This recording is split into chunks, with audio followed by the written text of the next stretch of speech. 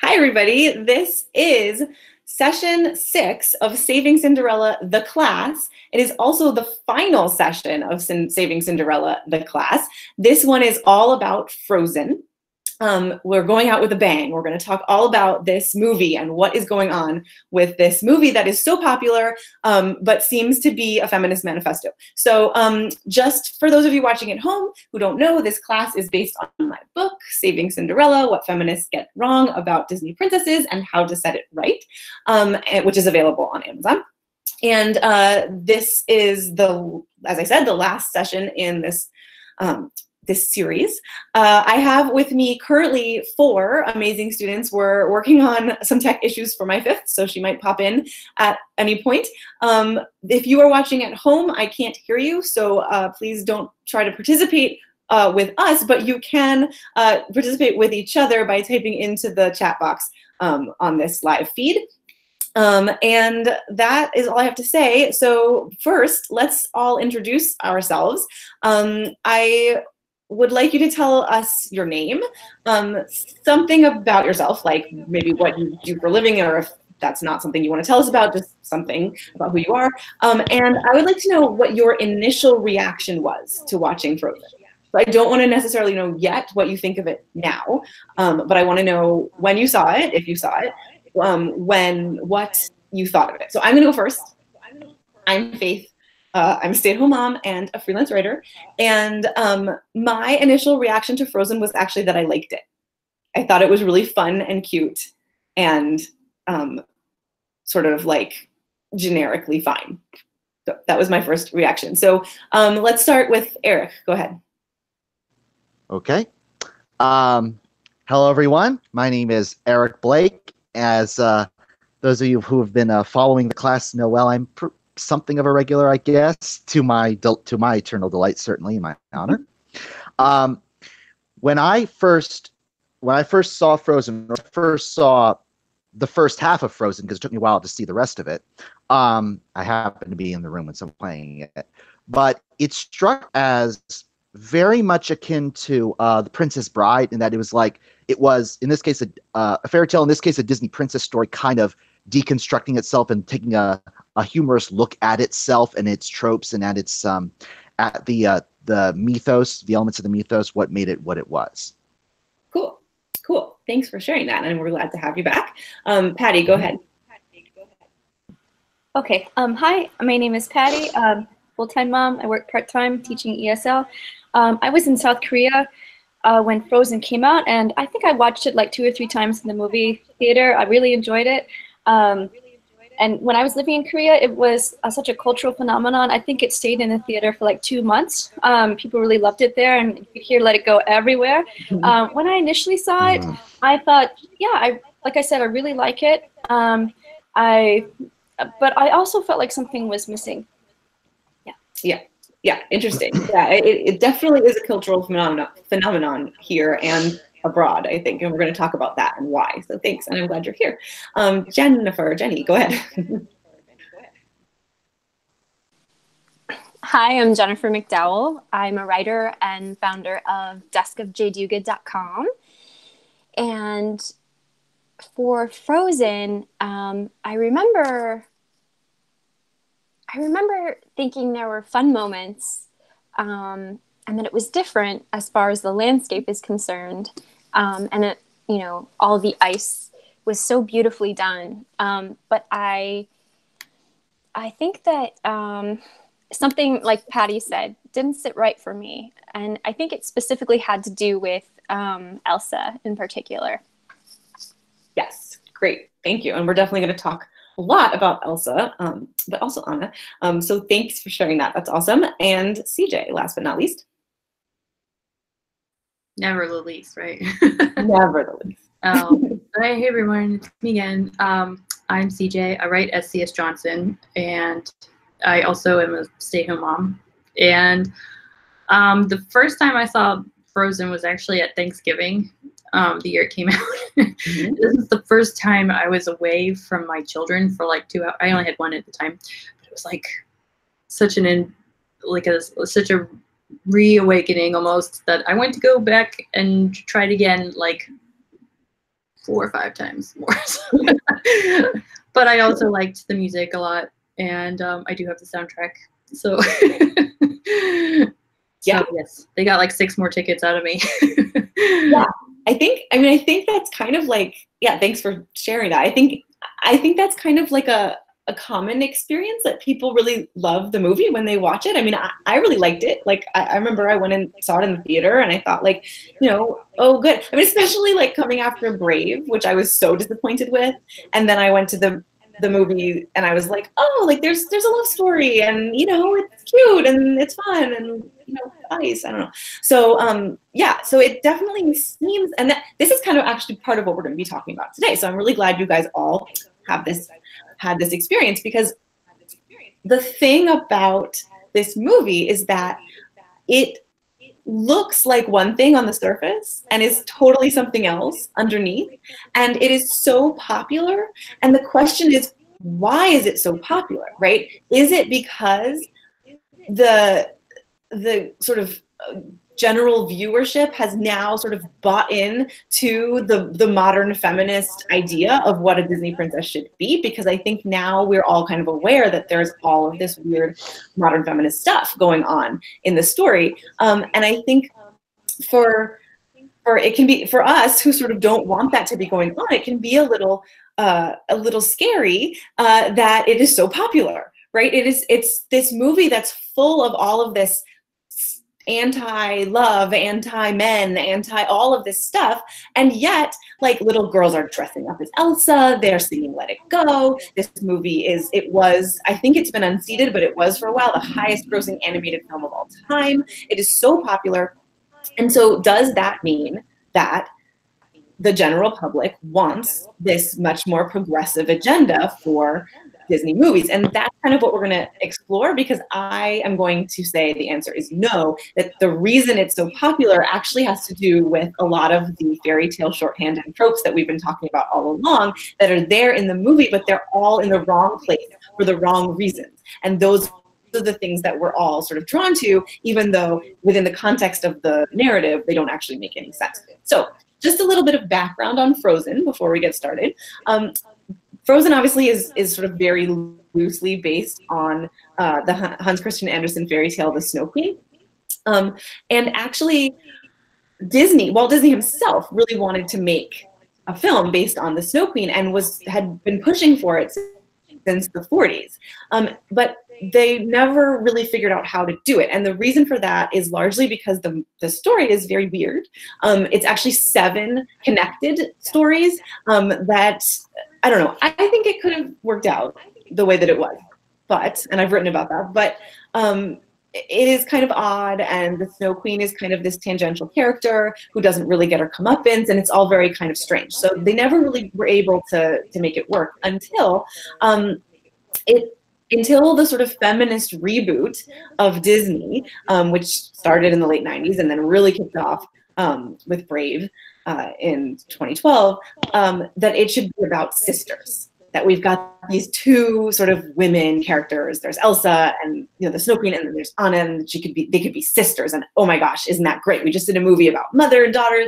Let's do a movie about sisters. And the movie appeared in 2013 as that. The story is a big mess, and the reason it's a big mess is because it was obvious that Elsa was supposed to be the bad guy initially, and then all of the changes that made her not the bad guy, but in fact be a sort of protagonist, came out of an overtly feminist-driven agenda. So it's a little hard to look at it because it doesn't really hang together as a narrative, but we can still rip it apart, because that's what we like to do. I would argue that this film, even more than Brave, is a manifesto. The idea of this movie is to murder the trope of Prince Charming and eviscerate the symbolism of love at first sight. That's the idea. The idea is the whole Disney princess narrative has got to go, and that's what it's trying to do. But I actually think that there's a little bit more going on in this movie, almost in spite of itself. Oh, can you guys still see me? Okay, there we go. I froze for a second on my own page. Anyway, so this is a movie that gives us for the very first time two princesses, right? There's Elsa and there's Anna. And I'm wondering from you guys, which one you think is the most empowered of the two princesses? And you can raise your hand, or I can just call on you if you have a thought. Who is more empowered, right? Elsa or Anna? Eric, go ahead. It's funny. I would almost say I would be tempted to lean towards Anna. I mean, ultimately, until the very end, neither one is per se, but except Anna is more. She's more like, she's less conflicted about who she is. She is less conflicted about what to do and so on. She's right now, like over the course, like learns how she's unstable, let's say. Yeah, you're breaking up just a little bit, but yeah, okay. So it sounds like you're saying they're both kind of problematic, but Anna does kind of take action in the movie, which could be seen as more empowering. Awesome. Who else wants to chime in? Patty, did you have something you want to say? Yeah, I would definitely say Anna is the empowered one. I mean, I guess I would, like, watching it, I would say she's definitely the hero. Like, Elsa is pretty much like someone that you feel sorry for, and I feel like she's kind of a weak character, even though she has like the ice powers, and she kind of like on the surface seems really powerful, kind of like almost like a Captain Marvel sort of, but or a superhero. But I'd definitely say Anna. You know, Anna is the more empowered one. She does everything in the whole movie. The whole movie is like revolves around her. I mean, even though Elsa is the one that sets the plot going, but Anna's the one that does everything, I think.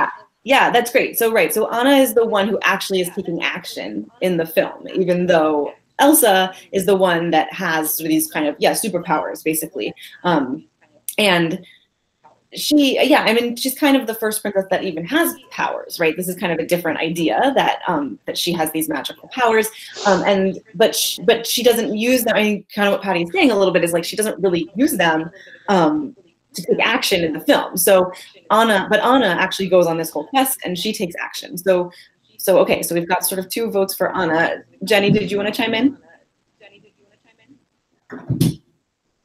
Go ahead.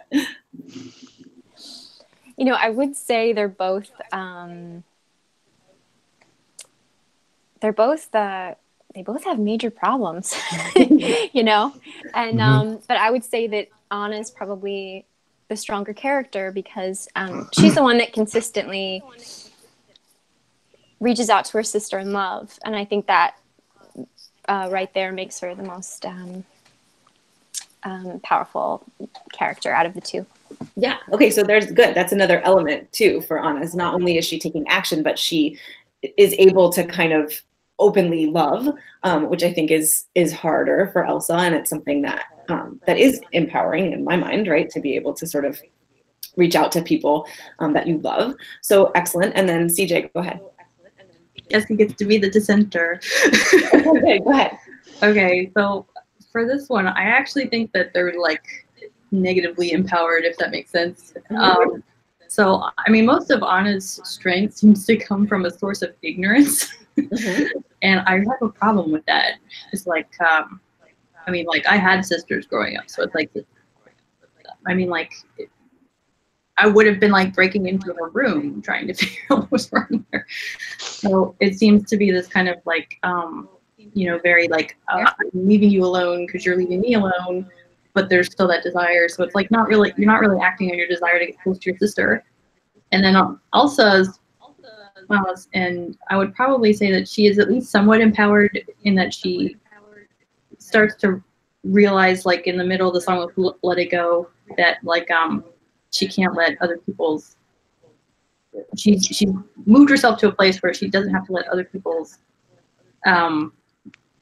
like the view of her affect her sense of identity, however shaky and small it might be at that point. Yeah, no, you're right. I mean, Anna is definitely sort of problematic. I'm going to just pause for 1 second and say hi, Jessica. Hi, I'm using a different cell phone, but still can't.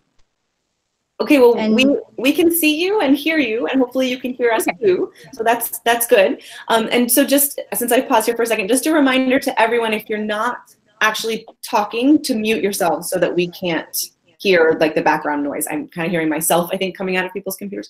Excellent, thank you.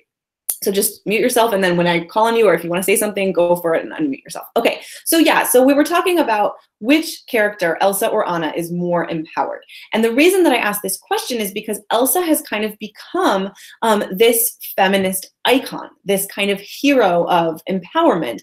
And it comes largely from this song, Let It Go, in which we're going to talk about in a little bit, and which CJ just alluded to.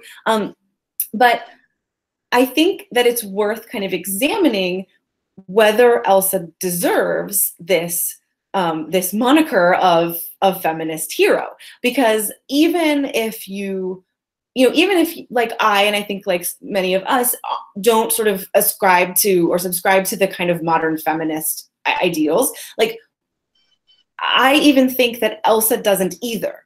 And I think that it's important to kind of examine why she's become such a sort of empowered figure, and why Anna is kind of pushed to the side. So I agree that Anna has some issues, and that she is incredibly naive and incredibly kind of, yeah, I mean, like ignorant is part of it. But I also think that it's worth examining what she does versus what Elsa does in the film. So I'm gonna keep going. I know people have things they want to say, but let's hold your thoughts and questions, and we'll get to the next point. Okay, so one interesting piece of information is that the filmmakers actually created Anna to represent love and Elsa to represent fear. So it's really interesting that this character that was overtly created to be a character like motivated by fear is now a feminist hero, right? So Elsa is supposed to be fear and Anna is supposed to be love, but Anna is continuously mocked and punished throughout the film for believing in love. So she's created to be this character motivated by love, except that she is mocked and punished constantly for believing in the thing that she's supposed to believe in. And then Elsa is supposed to be, is seen always as the strong and powerful one, even though she was created to be motivated by fear. So I want to look first at how Anna's view of love is sort of dissected and reshaped in the film. And we're going to sort of talk about what that means. So here's my next question. If we assume that love at first sight is not meant to be taken literally in a fairy tale, okay, so like let's just assume that for a second. If it's not supposed to be the literal standard for how you should fall in love, like step 1, look at someone and fall in love with them, step 2, the end, what can we assume that love at first sight is supposed to represent? So if we are not being modern feminists, taking things too literally, what is love at first sight symbolic of? You can chime in or raise your hand or whatever. Yeah, Jenny, go ahead. I was going to say, I think it represents just a loving, healthy, respectful relationship, not one glossed over by just, I think going back to Brave, this film also suffers from the same thing where it's like, we're going to make this literal and take out all of the symbolism. And yeah, that's like taking the magic out of Disney in a sense. Yeah, absolutely. Right. Okay, so good. So if love at first sight is a trope or a symbol instead of something that you're literally supposed to do, it could represent a healthy relationship. Does anyone want to chime in? Yeah, Eric, go ahead. Yes. To me, like it really conveys the sense of there's a sense of an awareness of this is the person that I love. And it's you. I believe you wrote in your book something along the lines of that. It's sort of a fast forwarding, like a compressed version of what falling in love is supposed to be like, and it's condensing it within like a moment, if you will. But it's meant to symbolize the awareness as it appears in a relationship of this is the person that I'm to be with. Mm-hmm. Right. Okay. So yeah, it's kind of like, in real life, you don't necessarily fall in love at first sight, although people have told me that they have and that they were happily married to that person. So it's potentially possible. But in real life, you meet someone, you get to know them, et cetera, but something about this trope of true love is meant to kind of symbolize that. CJ, go ahead. Okay, so with this, I first of all, I believe in love at first sight because that's how I feel about my children. So, but like as far as like falling in love with another person, I think love at first sight in a symbolist sort of way is that moment of recognizing the other person. And that's actually what I call it in a lot of my novels. It's a moment where you just recognize somebody as yours, you know. And I think that's it is a dangerous thing to take overly literally. But there is like a moment in relationships, whether you've known somebody for a long time, and you start to see them in a different way. So it's not necessarily a change of or it's a change of perception and perspective that leads to recognition. If we want to like go the 8 steps of communication type of dissection with it. Yeah, no, absolutely right. It's that awareness that you recognize that this person, who this person is, and that they're right for you, and they recognize who you are and that you're right for them. So yeah, I think this is a really important point to grasp, because in a fairy tale and in the earlier Disney movies, etc., love at first sight is not meant to be taken literally. It is supposed to symbolize the meeting of 2 compatible souls.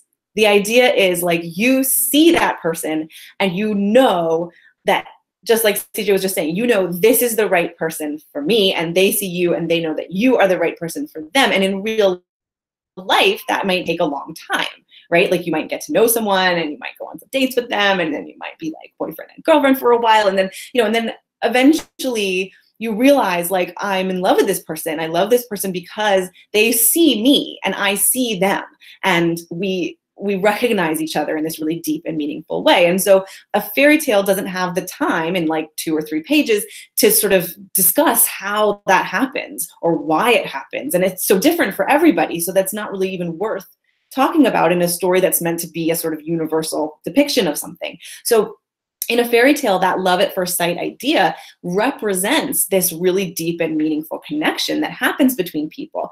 And it's not telling us that the way that that connection happens is by looking at someone, right? It's just telling us that that is something that happens, and that's a way you should feel towards the person you love.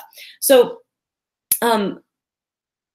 Anna is someone who behaves kind of like a Disney princess inside of a story that operates kind of like a fairy tale, is based on a fairy tale, except we are meant to feel that Anna literally falls in love at first sight. So she sees Hans and is suddenly like, and you know, they're like, they sing a love song together. The only love song in the entire story is between 2 people who don't actually end up together. And you know, she sees him and he sees her, and you know, yay, they're gonna get married, except that like now we know that there's a whole big twist, right, that comes at the end. So when she falls in love at first sight, everybody around her is absolutely horrified and tells her, you can't marry a man you just met, right? Elsa says it, Kristoff says it later. Everybody's kind of like, what is wrong with you, right? Because she is doing something that a fairy tale princess can do, and everyone around her is taking it literally. So the problem is that the movie is setting us up for failure. It's setting up this idea that she is a fairy tale princess. She looks like one, she kind of moves like one, she's in a fairy tale like story. And then it's like, gotcha, that was a terrible idea. You should not fall in love, because what if the prince turns out to be a murderous psycho? What if then? Right? Like, don't fall in love at first sight, because you never know what this person is going to be like, right? So this isn't fair. It isn't fair to do this to viewers, right? If you want to say that falling in love at first sight is not a good plan, you need to give us a literal heroine and a literal hero. and have them fall in, or a literal not hero, and have them fall in love at first sight and show why that's a bad idea. You can't give us a fairy tale princess and have her fall in love at first sight and then say it's wrong. That's not fair. So the fact that Hans turns out to be a psycho is a very specific message that the movie is sending us to say Prince Charming is dead to us now. This whole concept of the princess and the prince and love at first sight and happily ever after is bad, wrong, and it's dead to us now. Yeah, Eric, did you want to say something? Go ahead. There you go. Eric. Yeah, okay. All right, yes, absolutely. I as you can tell, like I've been chomping at the bit to talk about this. Like the whole twist of him turning out to be an evil psycho, in the twist that, let's be honest, like aside from that thematic setting us up for failure, narratively there's no setup for him to be the bad guy whatsoever. And people will point to these, oh, what about this happens? Well, that's not a setup, because that means that could just as easily mean something good. I mean, and if I may, this points to something, and I've been waiting to plug this. I think we touched on this when my first episode with you right here. And this talks about like something that back in the 90s Michael Method wrote in this book, Hollywood versus America. It's in chapter 7 if you're interested, Maligning Marriage. But there was this trope in the late 80s, early 90s, which this type of film that's come to be called the women's thriller, and its modern descendant, the Lifetime movie of the week. And it's basically one of the main tropes of the main storylines of this is she thought her life was perfect. She thought she had this great romance with Mr. Right and married Mr. Right. But after marrying him, he's a psycho. Like the Julia Goldie Hawn film that was let's see. I'm sorry. Yeah, there's Goldie Hawn film. I forget what it was, but it had Deceived. She thought her life was perfect was the tagline, and this whole that in particular, you mentioned fear versus love. Like love is shown as naive, while fear is played up and hailed by the feminist critics, and that linking that to that this outpouring of women's thrillers with that exact mindset of fearing romance, fearing the notion of mystery, fearing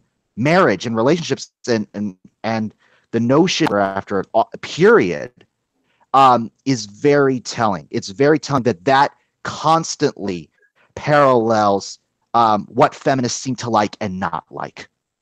Yeah, no, it's really interesting to look at because, right, so this idea of, the men are scary, right? And so you shouldn't trust them because, they might turn out to be only after your throne and trying to kill you. So I think that's kind of the first thing to understand about this movie is that Anna is a character who has been set up.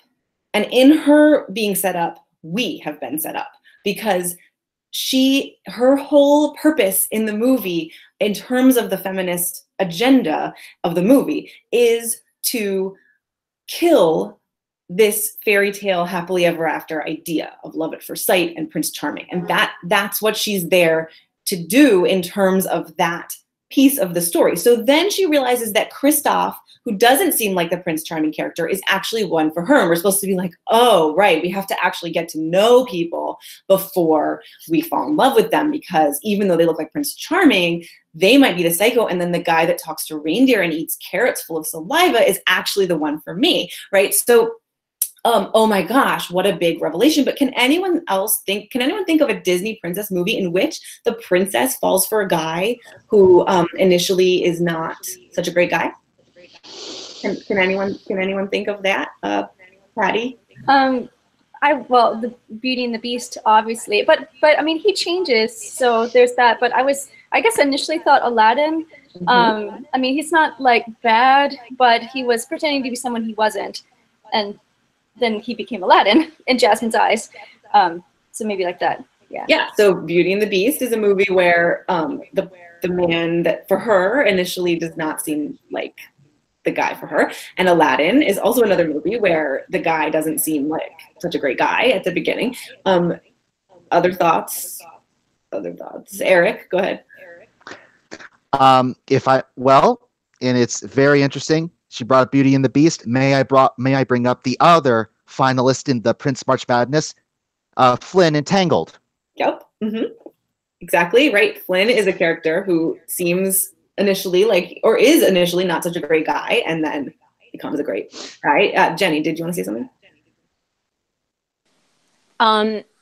The issue I have with it, though, and the big difference that I personally see is we're shown their flaws, because the film isn't seen through any character's specific eyes. It's shown to us the entire, thing. So when the thing that I dislike, and I think was deceptive storytelling, is that there's no absolute clue whatsoever. I mean, not one. That this guy there aren't any warning signs, and you would understand that because she's been shut up in this castle all this time of her missing them. But the movie's not seen through her eyes; it's seen. We're the ones that are watching it in real time. So. Exactly. So, and I think that they didn't want to give us any spoilers that Hans would be a bad guy. And I think that's on purpose. And the reason I think it is that I think that there's two reasons. One, I think that the idea is that the fact that he looked like Prince Charming was reason enough. I think that the idea is supposed to be, we are going to they're killing Prince Charming in this movie. That's the idea. The idea is there's no such thing as Prince Charming. And since this guy looks like Prince Charming, he's not the guy. Don't go for him. That's the first thing. The second thing is, I think the idea is if you fall in love with someone at first sight, you don't know anything about them. They seem like a great guy. Maybe they're pretending to be a great guy, but you don't know. So you shouldn't marry somebody that you just met. And that is totally true in real life, right? In real life, you should be careful. And maybe you feel love for someone that you just met. I don't know. That's never happened to me, but apparently it happens to people. But even so, then you should not just like run off and marry them immediately. You should get to know them first, just to make sure they don't have any weird skeletons in their closet or they turn out to be a murderous psychopath. So I think that the idea is like, you wouldn't know if you just married someone you just met. You wouldn't know if there was anything wrong with them, and therefore we're not going to give you any foreshadowing that this is what's going to happen. But you're right, it's terrible storytelling because he acts like a good guy even when Anna's not around. When no one's around, he acts like a good guy. He hands out blankets. He does all this stuff. So that makes no sense. But back to this idea of are there other movies where the princess is not going for the sort of Prince Charming character? And the answer is absolutely yes. There's tons of Disney princess movies where the princess does not go for the guy that looks like the guy. And I mean, Beauty and the Beast is a great example because there actually is another guy, Gaston, who looks on the outside like a prince. I mean, he's not a prince, but he's handsome and rugged and strong and all of these things. And if she had looked at him and said, oh, that he's handsome, I'll go for him, that would have been the wrong choice, but she doesn't, right? And then there are lots of characters like the Beast, like Flynn, like Aladdin, who are very, very similar to Kristoff, who is a guy who kind of has a lot of issues. I mean, he has a lot of issues at the beginning and is changed through knowing Anna. It's a lot more superficial than I think happens to the Beast or even Flynn or whoever, but this isn't new. But the movie presents it as if it's new. The movie presents it as if, oh, the princess is always just falling in love at first sight, and that's a terrible idea. Look, see, sometimes the fixer-upper is the guy for you. And I think, that's also unfair because we already know that. We get it. And the idea is that Prince Charming and Flynn and the Beast and whatever, they're the same concept. They're just different versions of that concept, right? Prince Charming is the man who already is the best version of himself and therefore is able to be seen by the princess as her match, right? And the Beast and all of these other guys are the characters who we get to sort of watch become Prince Charming. And by the end, they are Prince Charming and worthy of love. And in the real world, Prince Charming is whoever it is that you feel that sort of soul-to-soul connection with in whatever way. He looks however he looks, he acts however he acts. That's just true. So, you know, the trope of Prince Charming does not need to be like murdered in cold blood in order for the character of the Beast to exist. But Frozen is saying that it does. So that's the first thing, is that Anna is this character motivated by love, but she's sort of beaten over the head with this idea that, like, no, you're not allowed to love in this way, even though she is also a Disney princess. So Anna is set up as this ditzy dunderhead who can't even figure out that you shouldn't marry a prince you just met, even though she's a fairy tale princess, so she can. But going back to the idea of empowerment, let me just kind of tell you what she does in the story. She makes the most of a difficult life after her parents are dead and she's locked up in this castle. She makes the most of it, even though Elsa is cowering in fear. She's not. She jumps at a chance at freedom and happiness when they open the doors, even though Elsa is cowering in fear. She doesn't hesitate to rush off after her sister, who has run off in fear. And she fends for herself in a world that she barely remembers. She's never been outside of the castle, or she hasn't been for years and years, right? While her sister is in an ice palace cowering in fear. She believes in her sister, even though her sister doesn't believe in herself because she's afraid. And she sacrifices herself for love of her sister. So for me, Anna is actually the one that is taking action and has a lot of really positive, empowering qualities. So my question is, why do you think Elsa has become the feminist hero? What is it about Elsa? Patty, go ahead. I would say, like, what you said about Anna was really spot on. Like, when you watch the movie and then think about it, you know, there's nothing redeeming about Elsa at all. Like, even when you know, she iced Elsa, she didn't say sorry or anything like that. But anyway, I mean, she's just really a jerk, actually. But I think why she's, you know, why people have like gravitated towards her is because, you know, like like you mentioned in the book, the transformation. And I think that is something, okay, yeah, here's this woman who was afraid all her life and now she can be free. And maybe that resonates with a lot of people, but the way it happened and the way she does it is terrible.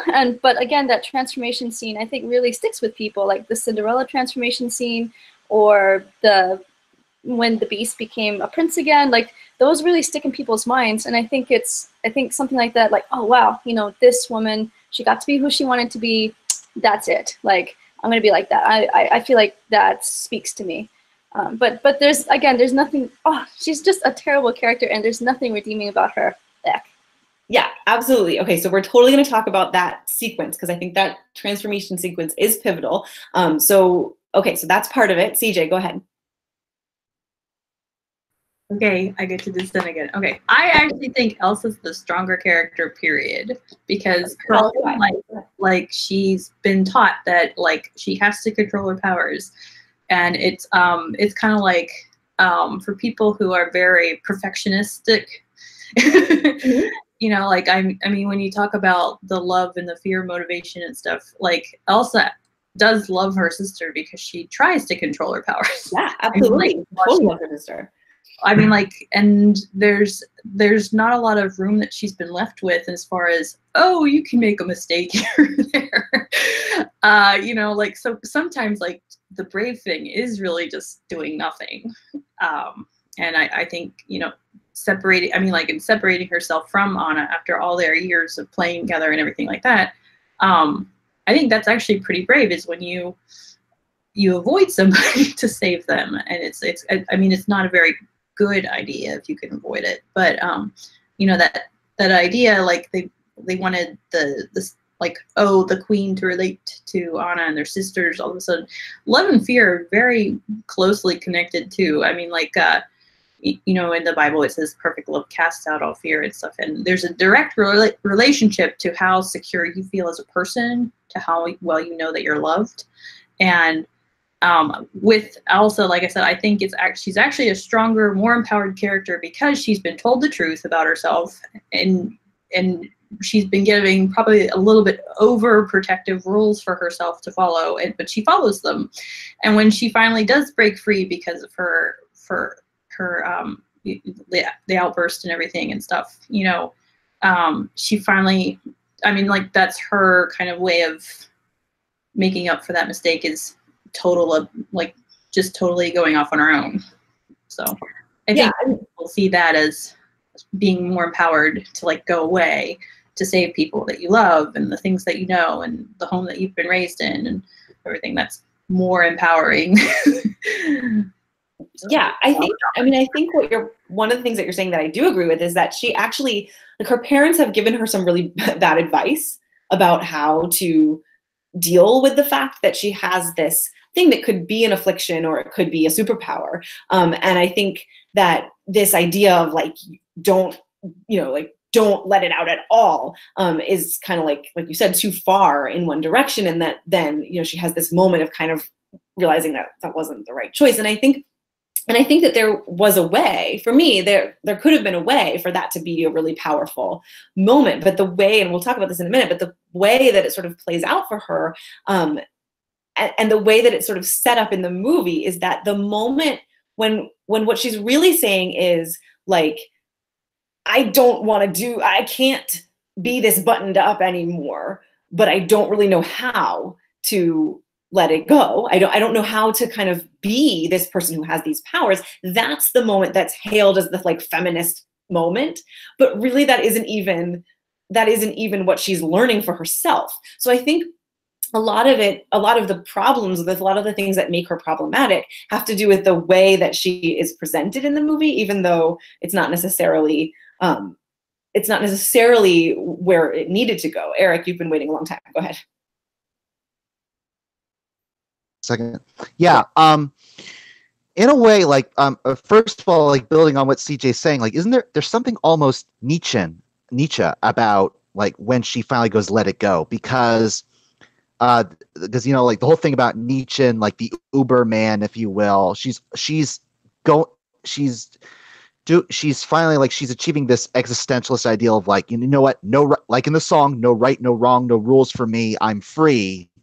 Rejecting the conventions of society, I'm creating my own standard of morality, the ultimate sense of freedom. And lo and behold, she's stepping on the toes of the kingdom around her to do it. But, well, who cares? I'm letting it go. I'm the Uber woman. I am the ultimate. I am empowered. Mm-hmm. And I think that might have something to do. That might have something to do with why she's often referred to as the empowered one. But as far as, why do feminists love her so much? I mean, we've touched on so many points to this. I think, one, ultimately, the fact that feminists seem drawn to this notion of fear as opposed to love in general, it really ties into, like, what was the popular militant feminist slogan, Pop Gloria Steinem, a woman needs a man like a fish needs a bicycle. Right, exactly. Which implies not only does she not need a man, but it's better to not have one. Mm-hmm. Because it's better for fish to not be on a bicycle, right? Yes. Okay, I'm going to go Jenny, and then back to CJ, and then I'm going to talk. Okay, go ahead. Jennifer. I just wanted to say, I think that another reason why they herald it is because it, I think, to me, glorifies loneliness, and that you feel, that she's happy there all by herself. I don't think is... I know it's like she finally has breathing room, but then for her to, feel like being by myself is where I can be my best self, I just don't think that that's accurate as far as human nature is concerned. And everybody needs someone. And I agree with CJ in the fact in that, trying to keep things under control, and she's as stressed out as anyone could be. But at the same time, it's true that the song is so catchy and so exciting. But at the same time, it's resentful towards everyone else, and it shows her cold heart. Yeah, so I mean, that's a really interesting point, and I think it's well said that there's this notion in the kind of ideology of modern feminism that, I'm fine just the way I am by myself. I don't need anyone to complete me. And it's like, that's true. I mean, you don't need someone to make you, but you do need human connection. And I think that that's a mistake that happens, that gets made when you sort of take a point too far. CJ, go ahead. Okay. So the other thing that I think about this is that feminism on some level, on a very small level for me personally, like, and honestly, like as a whole, it kind of has a point. Totally has a point. I mean, totally. For women, if you like, I'm more of an individualist, so it's like for this individualistic sort of thing, Elsa kind of, you know, breaking free of the conventions that she's adopted from her home and her identity and everything like that, and then moving away from it. I think that is kind of empowering, because that's kind of like when I went off to college against my parents' wishes to a different state. You know, it's a mark of marking yourself. You know, it's like saying I am this person, and you know, make this choice. And you know, there are a lot of reasons why, like I said, with her being driven by fear to protect her sister because she loves her, this interconnectedness.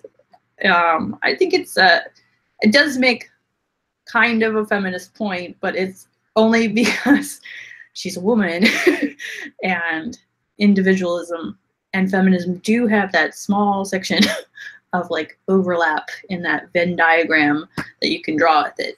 So yeah, no, and I think, I mean, I usually use the term like modern feminists, and it's why I use princess critics in the book, because obviously I do believe that at its most basic level, feminism is a good idea. This idea that like women should be equally valuable as men in society, and that they should have the opportunities, all opportunities that they are physically capable of doing, open to them, should they want to. And so I think, like taking that little part and they're blowing it way, way, way, way up. And of course, with the catchy tune and the theme song and stuff, it makes a big spectacle out of very small part of the whole thing.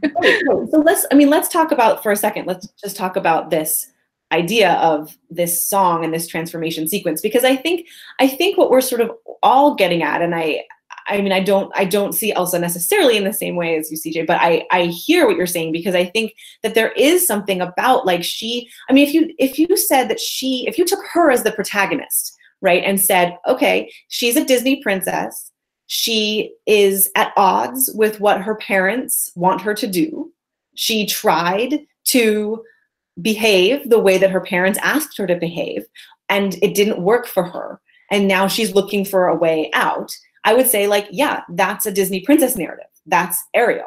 That's Belle. That's, you know, every single Disney princess ever, right?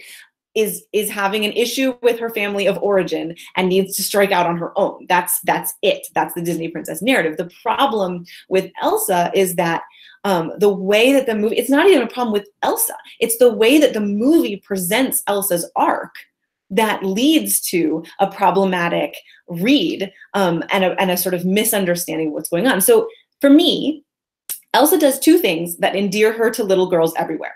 She sings a power ballad and she gets a transformation sequence, right? That is the thing that is like so appealing for little girls, women, everybody, like everybody, right? But here is the problem. Her transformation sequence, very, very similar to Cinderella's transformation sequence, right? It's very similar. She gets a sparkly, bluish, silverish dress, and she gets to wear her hair a different way all of a sudden, and is incredibly kind of like sparkly and transformed, right? That's very appealing. But for Cinderella, that transformation is symbolic of something else. It's symbolic of the fact that Cinderella is this glittery, sparkly, amazing person on the inside, and now she's able to show the world, and she knows who she is, and she's aware of that already, and now she gets to wear that on the outside such that the prince can see it, right? And that's why he falls in love with her at first sight, because she's wearing her inner self on the outside, right? So that's what that transformation is meant to be. Same thing with the Beast transformation, right? Like Patty was mentioning that earlier, same thing. The Beast is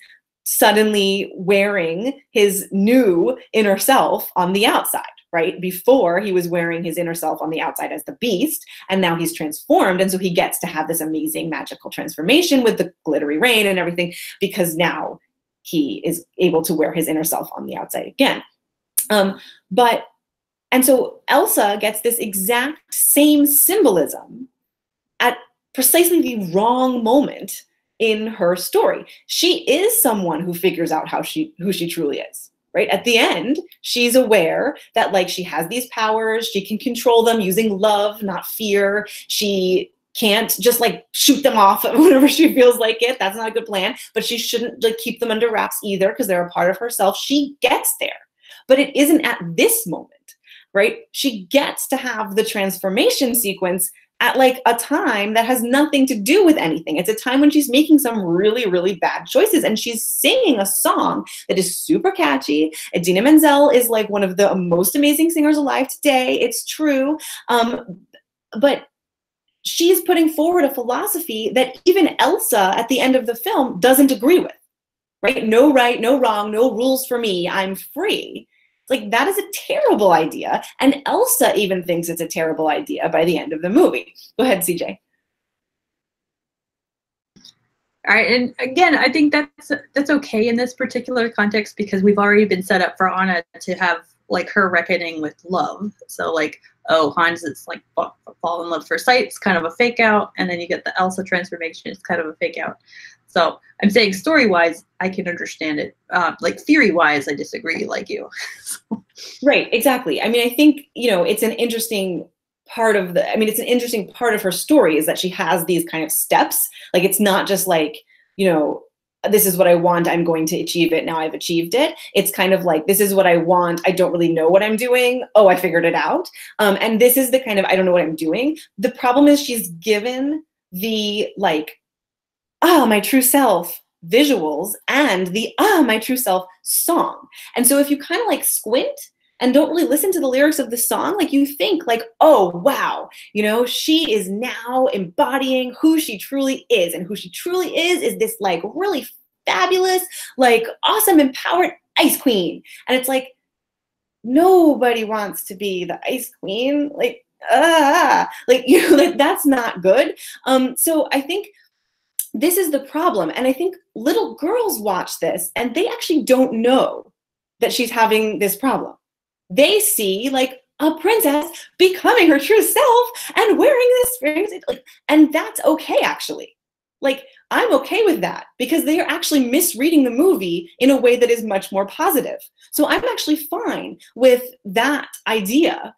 It's just that the movie itself isn't saying that at that moment. And that's why, but then this is a kind of like feminist idea of like, yeah, I don't need anyone. And then it's like, now we're putting those two ideas together, as in like the girls are relating to the I don't need anyone and the grown-ups are identifying, but that's not true. The girls are identifying with the Cinderella idea and the grown-ups are not. Go ahead, Eric. And as if for the icing on the cake for that point that you just made, it's and lo and behold, that's number one. Let It Go is the song every little girl knows from that movie. That's and number great. Two, it's the song that Disney plays up the most from that movie. It's like the A side of their album with Do You Want to Build a Snowman as the B side. It's the song that Disney plays up the most as the big hit from the movie's album.